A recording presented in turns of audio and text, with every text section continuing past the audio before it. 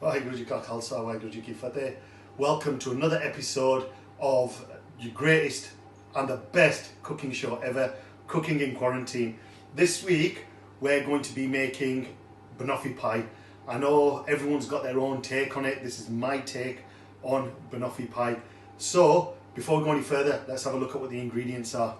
So for today's recipe, you're going to need roughly about 200 grams of brown sugar, 50 grams of normal granulated sugar, 150 grams of plain flour, 150 grams of butter, a couple of bananas, just a little bit of cocoa powder for dusting, and at least 300 mils of cream. You can use double cream, but single cream's fine as well.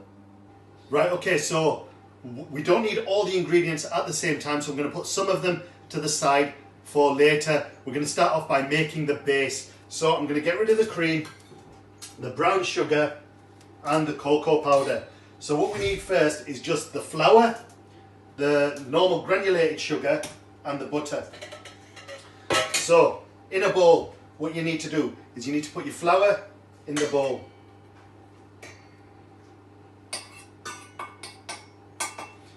Your sugar and your butter. So if you've seen the other episodes, you'll know that I always say keep your butter soft. It's easier for it to break, so don't get it straight out of the fridge. Always cut it into smaller pieces as well. Again, it makes it easier to blend. Now what we're doing, we're not going to blend, we're using the rubbing technique that we used when we made our shortbread in the very first of the great Cooking in Quarantine videos. So add everything in. As you can see though, the quantities are slightly different to shortbread because we want the base to be a little bit softer. So that's why there's a little bit extra butter compared to the shortbread recipe. So what you do is you get rubbing. So if you remember, this is how we rub. You break the butter down and the flour and the sugar, mix it together. You've got to try and make it into breadcrumbs. So it's easier, like I always say, with soft butter. Hard butter, you've just got to work it a bit more. But if the butter's soft, some people even melt the butter before putting it in to try and make it a bit easier. But I don't do that because your breadcrumbs or your crumble mixture, or the breadcrumbs don't work out quite the same. So put it together, rub it together like that first. Get all the butter broken down. And then once it's look, you can see it's starting to turn a yellowy colour. That's because the butter is now mixing in with the sugar and the flour. And once you've started getting it into these giant breadcrumb styles, what you do is then rub it through your fingers like that. And that's what's going to form your breadcrumbs type consistency. Remember, you need to get all the butter covered because there's more butter this time than in the shortbread recipe. You've really got to work it to get all the butter mixed in. So as you can see, it's all starting to come together now. The difference between this and the shortbread mixture that you might have made before is this is a little bit softer and wetter. It's not as dry. So once you've got that done, get it all off your fingers and we're going to put it into a greased tray. Now with this amount of mixture that I've made today, as you can see I've got 2 tins. I'm going to make 2. When you put the mixture in your tray, unlike the shortbread, you don't want to fill the tray to the top. You sort of want to leave it half filled, which is why I'm using the 2 trays. I'm actually making 2 pies. So you put the mixture in halfway. So we need to grease the tins, like I've mentioned, and at this point, turn your oven on. Oven needs to be about 160 degrees again, and you leave it to preheat. So as you can see, I'm putting in about half the mixture. What you do need to do is press it down again. But like I say, unlike the shortbread mixture, you don't want to fill it all the way your tray to the top. Make sure all the gaps are covered, it's evenly spread out. It is going to grow a little bit in the oven. Spread it out. If you've got too much on one side, move some to the other, as you can see. So both tins have now got the mixture in. What you need to do, as always, when you're making this type of mixture or this type of baking, I'm using a knife this time, but just prod a few holes in there so the steam can circulate and it doesn't rise too much and explode in your face.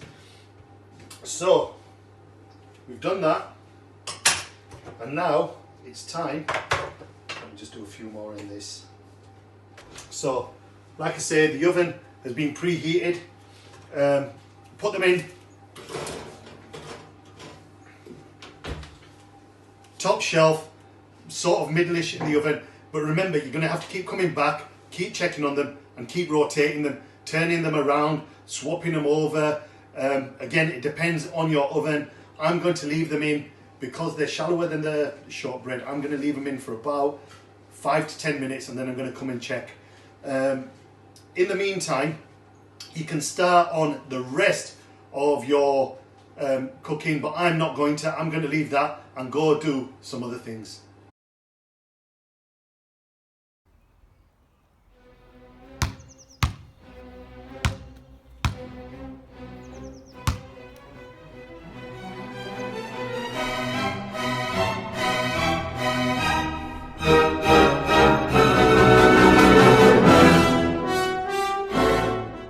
Okay, so I've just come back and I've checked on there, still cooking away nicely. So I'm going to start the next bit of prep for banoffee pie.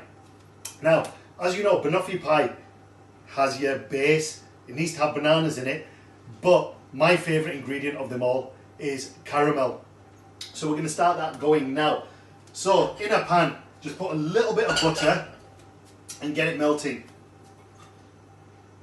So I'll put that on the heat. And the butter is starting to melt. Once it's melted, then you add your brown sugar. That's what the brown sugar was for. So as you can see, the butter's melting away. You can give it a helping hand by breaking it up. Smaller pieces melts quicker. If it's big pieces, it's going to take longer to melt. So that's melted away. It doesn't need to completely melt away. It'll melt away when we add the brown sugar. So put your brown sugar in. I prefer brown sugar for my caramel. You can also use normal granulated sugar, but put it in there and let it start to melt away. You really do need to keep an eye on this though. You can't leave it and then walk away because your sugar will burn. So start stirring it and you can see it's starting to melt away already. You can see there, can you see that nice dark brown piece of melted brown sugar? And that's the basis of your caramel. I'm going to turn the heat up a bit more so that it'll cook a bit faster.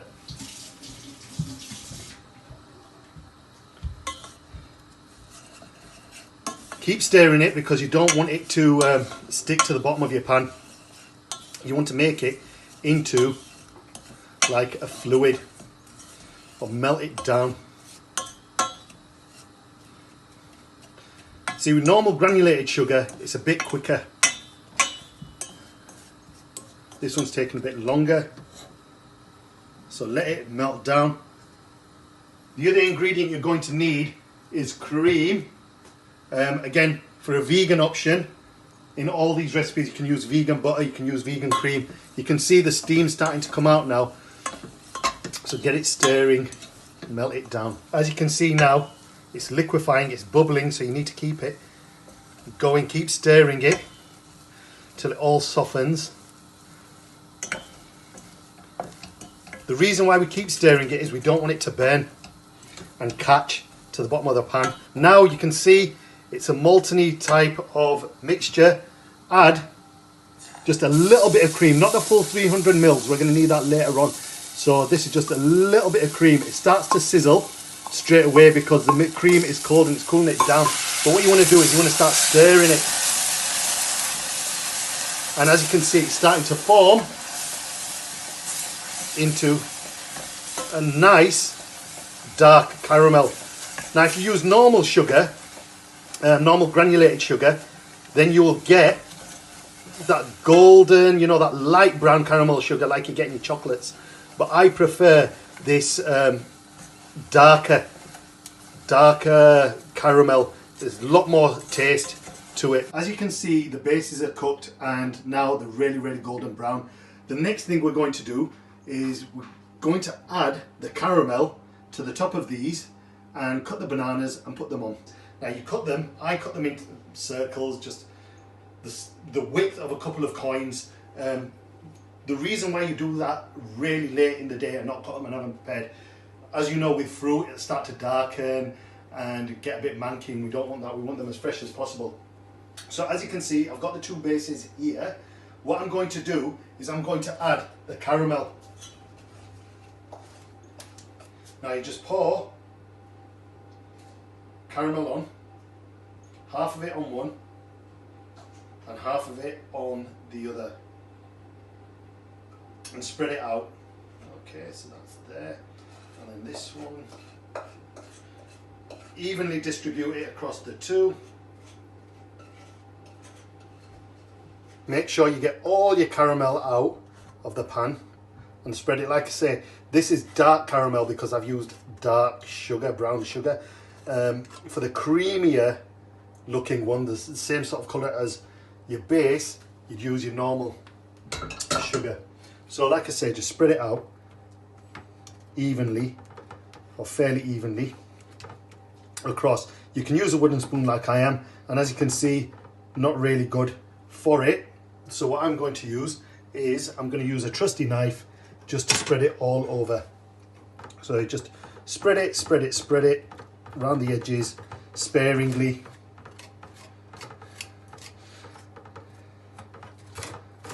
As such, there you can see. Make sure you get it evenly around.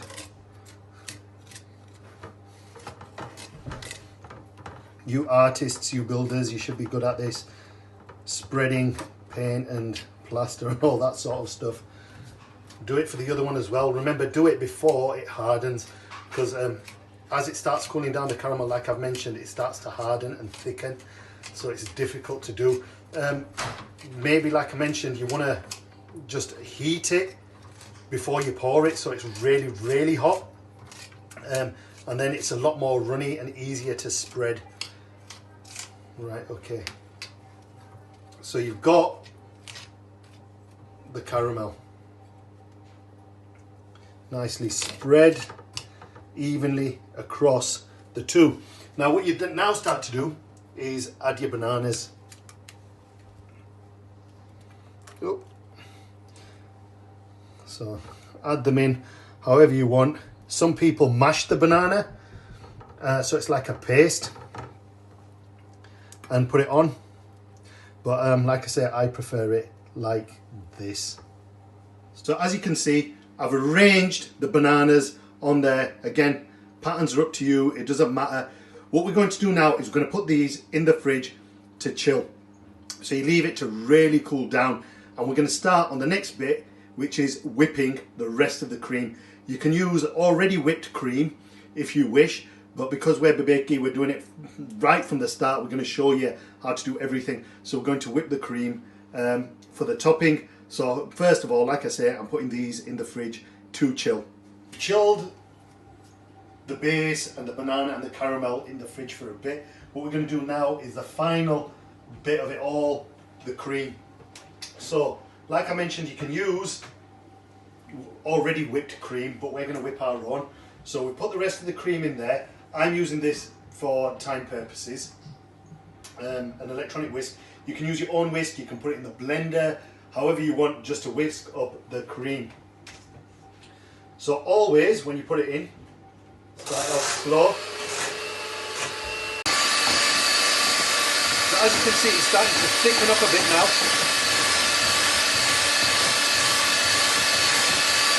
There, look at that, can you see how thick it is now?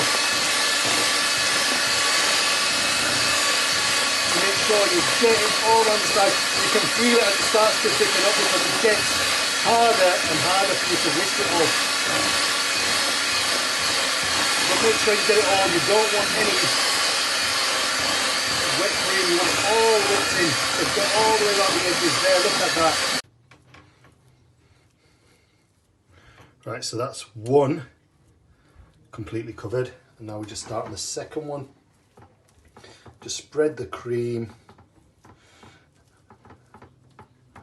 over your bananas and your caramel. Like I say, spread it out so it's all covered equally. You don't want too much cream on one side, not enough cream on the other, because if you're anything like my friends and family, people will start a fight over who's had more cream. So let's get that all spread out around here.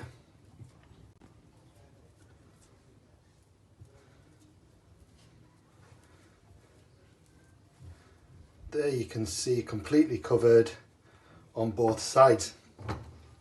Now you might remember right at the beginning, let's get that in there, right at the beginning when I gave you the ingredients, one of the ingredients that we haven't used yet is the cocoa powder. And I said there's only a touch of cocoa powder, just a little bit. We use this for dusting at the end. You can use, if you've got some of the caramel left over, you can put some caramel across the top to decorate. I tend to just bit of cocoa powder on that one. Let's get it spread around, and a bit of cocoa powder on this one.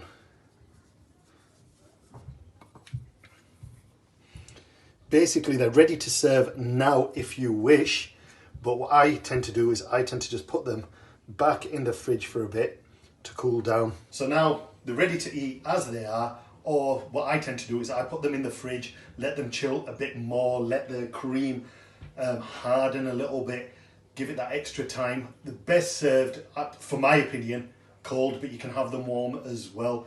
Beautiful dessert for everyone to try at home. Hope you've enjoyed this episode of Cooking in Quarantine. Make sure you like, you subscribe, you follow, whatever you do on social media, do all that sort of stuff. To keep an eye out on more videos. Seek to inspire, and the bakery Cooking in Quarantine. Waheguru Ji Ka Khalsa, Waheguru Ji Ki Fateh.